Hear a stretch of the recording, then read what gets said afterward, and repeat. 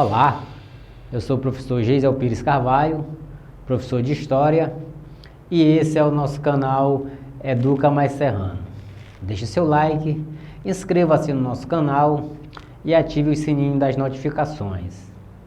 Nesse nosso encontro de hoje, nós falaremos sobre as rebeliões na América Portuguesa, com destaque para a Revolta de Beckman e a Guerra dos Emboabas. A Revolta de Beckman foi um movimento que aconteceu no Maranhão, no último quartel do século XVII. No transcurso do século XVII, a base da economia do Maranhão e Grão-Pará eram as chamadas drogas do sertão, como cacau, canela, castanha do Pará, pequi, guaraná, entre outras. Então essas eram as drogas do sertão.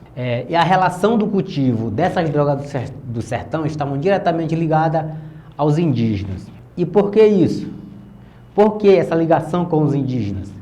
Pois bem, eram os indígenas escravizados que extraíam essas riquezas da floresta para os colonos da região. Além de cultivarem essas drogas do sertão, eram os indígenas que cuidavam, que tocavam os engenhos de açúcar dessa região do Maranhão. Porém, essa situação ela vai se agravar com a proibição da escravização dos indígenas. Então essa proibição, uma vez proibida a escravização dos indígenas, isso vai gerar uma insatisfação por parte dos colonos junto ao governo português. Durante o período que é conhecido como União Ibérica, que vai de 1580 a 1640, os jesuítas eles conseguiram, junto ao governo espanhol, que é o rei espanhol governou Portugal durante esse período de 1580 a 1640, os jesuítas conseguiram, junto ao governante, normas que proibissem a escravização dos indígenas. Então, muitos dos colonos dessa região queriam capturar e escravizar os indígenas para que fossem utilizados como mão de obra nas fazendas, na produção de açúcar, assim como na exploração dessas drogas do sertão. Isso, de uma certa forma, contrariava os jesuítas, né, que defendiam a proposta de aculturar esses indígenas, assim como controlá-los dentro das missões jesuíticas, né? Então são essas divergências entre jesuítas e colonos que vai culminar no que conhecemos como a Revolta de Beckman. Então isso vai se agravar a partir de 1650, né? Então a partir de 1650 a capitania do Maranhão ela começa a passar por graves crises econômicas. Essa crise ela vai ser provocada pelo preço do açúcar, que começa a ser reduzido no mercado internacional, e sem condições de pagar pelo africano escravizados, os senhores de engenhos vão organizar tropas para invadir os aldeamentos jesuíticos, do jesuíta, e capturar os indígenas para o trabalho escravo em suas propriedades. Vale lembrar que nesse período, a entrada de africanos escravizados nessa parte do Brasil colonial, ela é muito escassa, ou seja, não dá para suprir a necessidade da mão de obra daquele tempo.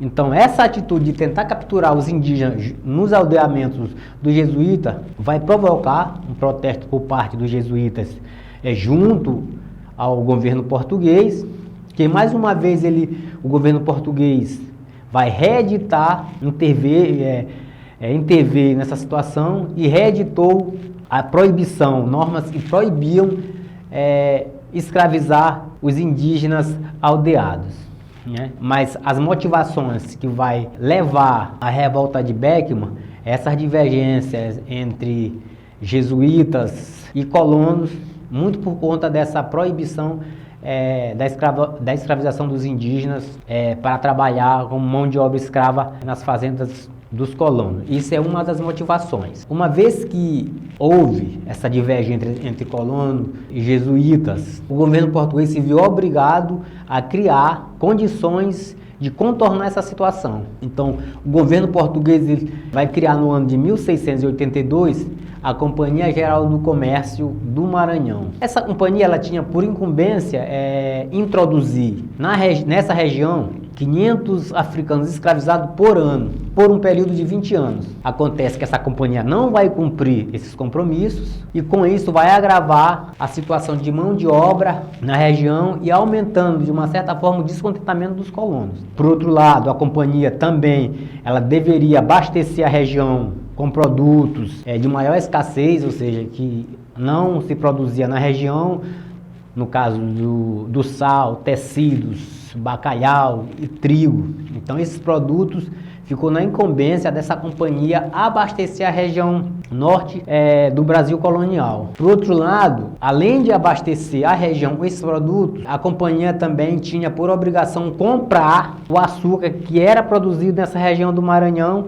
e revendê-lo à metrópole, que no caso seria Portugal. Pois bem, além de não trazer a mão de obra africana para o Maranhão, a companhia falsificava pesos e medidas, cobrava caros pelos produtos que vendia e pagava muito barato pelos produtos que comprava, principalmente o açúcar, né? Então, com isso, essa prática da companhia vai aumentar mais ainda o descontentamento dos colonos, né? E isso vai agravar a ponto de eclodir a referida revolta. Pois bem, uma vez que esse descontentamento só aumentava, muito por conta da posição dos jesuítas, da prática desonesta da companhia de comércio, muito por conta dessas práticas, um grupo de senhores de engenho maranhenses, liderados por Manuel Beckmann, organizou um movimento para acabar com a companhia de comércio e com essa influência que tinha os jesuítas sobre os indígenas. Não sobre os indígenas, mas a influência que os jesuítas tinham na região. Então,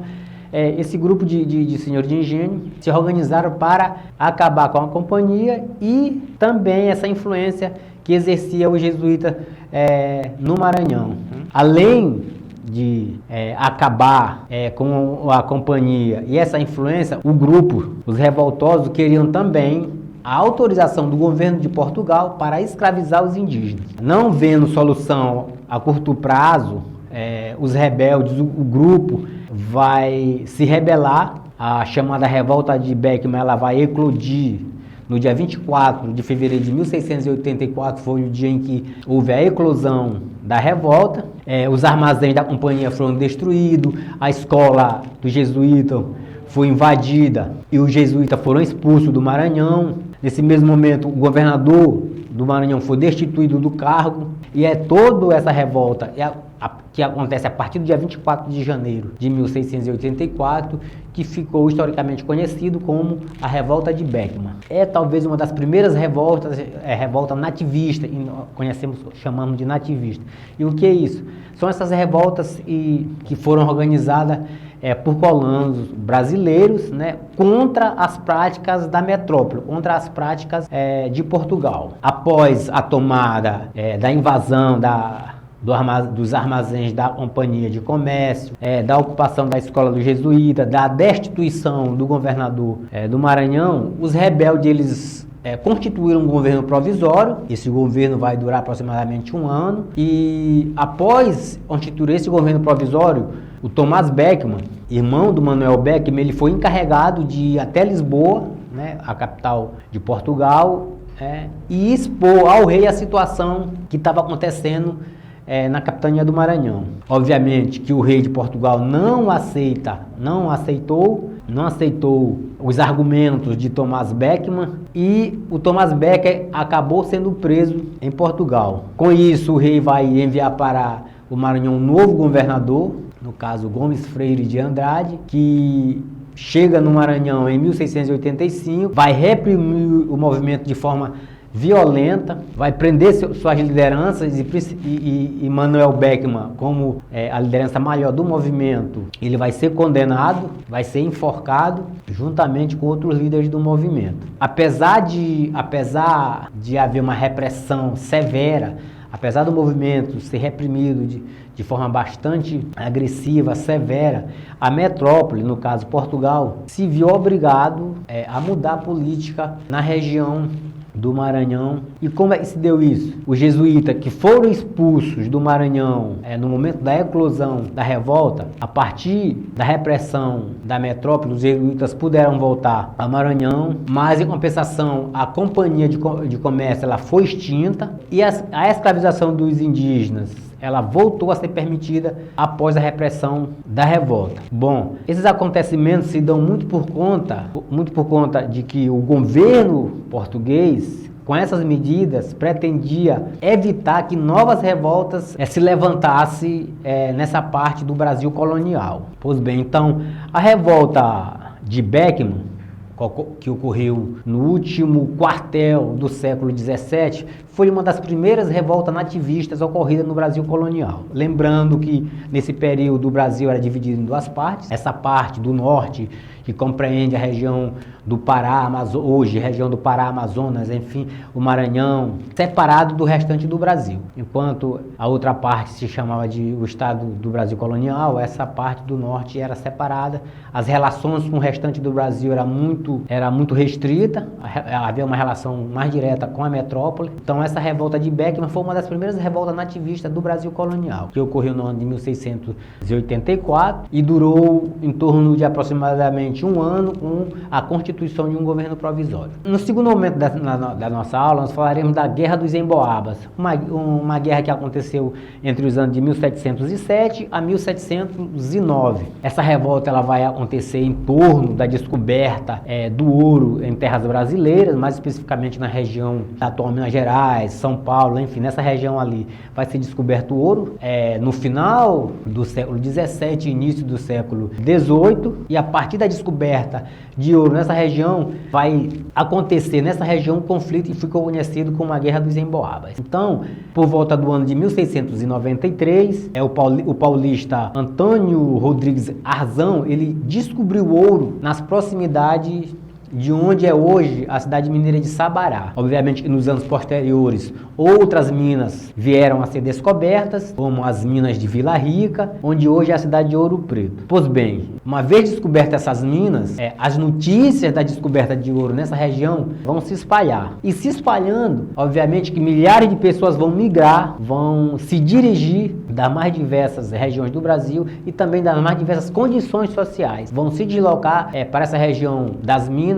com o intuito de enriquecer. Então, essas pessoas vinham de Portugal, Rio de Janeiro, Bahia, São Paulo e de muitos outros pontos do território nacional, atraída pela ideia de enriquecimento fácil a partir da descoberta do ouro. Com a descoberta das minas, foram trazidos africanos escravizados para trabalhar na mineração, ou seja, africanos especializados na extração de ouro. Nesse período escravocrata, algumas regiões da África tinham pessoas habilitadas em determinadas culturas. Havia aqueles africanos especializados na extração de ouro, aqueles africanos que eram especializados na cultura do arroz, do algodão, do açúcar, enfim. Então, nesse período da descoberta do ouro, foram trazidos para essa região de Minas Gerais africanos especializados na extração de ouro, ou seja, já faziam isso no continente africano e foram trazidos com a incumbência de trabalhar nessa área da mineração. Pois bem, após a descoberta, foram os conflitos que aconteceram nessa região das minas. Os paulistas, na condição de descobridores das primeiras jazidas, acreditavam que deveriam ter a exclusividade na sua extração, na sua exploração. Acreditando nisso, eles fizeram oposição à presença de portugueses nessa região das minas, assim como de outros colonos que vieram de outras regiões, e essa posição dos paulistas vai criar essa tensão na região, principalmente quando os portugueses eles passaram a controlar o abastecimento de mercadorias para a região das minas. Então, com o domínio dos portugueses nesse abastecimento, isso vai aumentar a tensão na região entre os paulistas, que foram os descobridores das primeiras minas, e com essas pessoas que vinham de fora, que eram chamados de emboabas, ou seja, o emboaba é um termo voltado para as pessoas que vinham de fora. Em outras palavras, emboabas era sinônimo de forasteiro. Então, esse conflito vai se intensificar a partir do momento que os portugueses que vinham da metrópole, assim como de outras regiões do território colonial, passaram a controlar, a dominar, a monopolizar o abastecimento de mercadorias para a região das Minas. No ano de 1700, os paulistas fizeram uma petição à Câmara da Vila de São Paulo, solicitando que as lavras, ou seja, a área onde era explorado o ouro, fossem concedidas apenas aos habitantes da capitania de São Vicente. Esse pedido ele vai ser negado, e uma vez negado, vai se iniciar um confronto direto entre paulistas e esses emboabas, pela posse das áreas de mineração.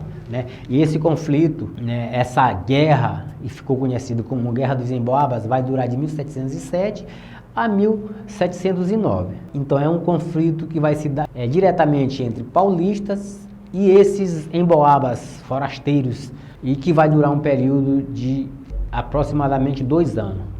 Vale lembrar que tanto a revolta de Beckman quanto a Guerra dos Emboabas não são revoltas de caráter separatista, de caráter emancipacionista. São revoltas muito localizadas sem a intenção de separar o Brasil, ou de separar essa região em conflito da metrópole, no caso de Portugal. Esses forasteiros, que eram chamados de emboabas, foram liderados nesse conflito pelo pecuarista e comerciante português Manuel Nunes Viana. Esses forasteiros, esses emboabas, eles foram proibidos de entrar na região, e a partir dessa proibição é que vai haver uma reação armada. Como dito, esse conflito ele vai se estender de 1707 a 1709 e é marcado pela disputa dessa região das Minas, Então é esse conflito que se estendeu de 1707 a 1709 entre paulistas, esses forasteiros que vieram de outras regiões, aí ficou conhecido como a Guerra dos Emboabas, certo?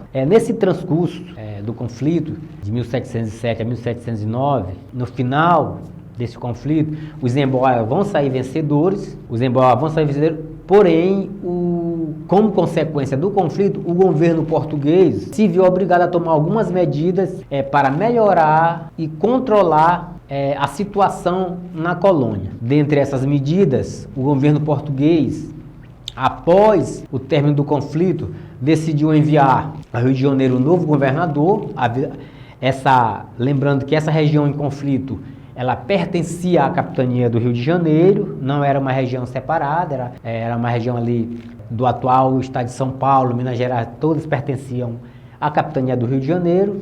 Então, portanto, a partir do final do conflito, foi enviado um novo governador à capitania do Rio de Janeiro como medida após uma medida tomada pelo governo português após o término do conflito. Então, o governo português enviou um novo governador para a capitania do Rio de Janeiro, criou a capitania de São Paulo e a das Minas de Ouro, isso no ano de 1710, como dito. Até então, essa região separada, elas faziam parte da capitania do Rio de Janeiro. 10 anos depois, em 1720, essa capitania foi novamente dividida. Agora, São Paulo se tornava uma capitania e Minas Gerais se tornava outra. Outra medida tomada a partir do final da Guerra dos Emboabas foi que muitos povoados populosos foram da nova capitania, no caso da capitania de São Paulo e Minas, foram levados à categoria de vila. A primeira vila da região foi a de Ribeirão de Nossa Senhora do Carmo, isso no ano de 1711. Hoje essa região fica localizada na cidade de Mariana, no estado de Minas Gerais. Depois surgiram Vila Rica, onde hoje é a atual cidade de Ouro Preto, São João del Rei, entre outras. Vale lembrar que nesse período do Brasil colonial era muito criterioso uma região se tornar vila, se tornar cidade. É muito diferente do que acontece nos dias atuais, em que um determinado território de povoado ele é elevado diretamente à categoria de cidade. Nesse período do Brasil colonial era bem diferente. Um território era distrito, de distrito ele se tornava uma freguesia, depois se tornava uma vila e precisava de preencher alguns critérios para se tornar uma cidade. Um determinado território, para chegar à condição de vila ou cidade, precisava ter um comércio, por exemplo, bem movimentado, ter uma parte jurídica instalada nessa região, enfim, tinha uma série de critérios que precisavam ser preenchidos para que um determinado território se tornasse vila.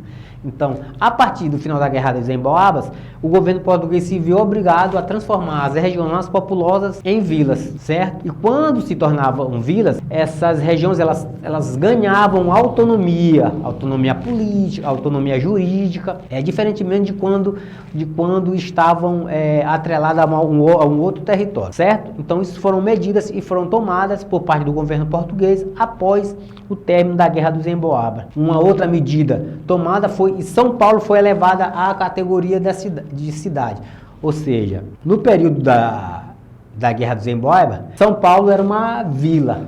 Com o término da Guerra dos Emboabas, a vila de São Paulo foi elevada à categoria de cidade, certo? Pois bem, então, esse era o nosso encontro de hoje, falar dessas duas revoltas que aconteceram no final do século XVII e início do século XVIII, uma que aconteceu na região norte do Brasil colonial, mais precisamente no Maranhão, né, e ficou conhecida uma revolta de Beckman, que aconteceu no ano de 1684, se estendeu até o ano de 1685, e por fim a Guerra dos Emboabas, que aconteceu no início do século XVIII, na região que hoje compreende o estado de Minas Gerais, parte do estado de São Paulo, nessas regiões onde foram encontradas as jazidas de ouro, as minas de ouro.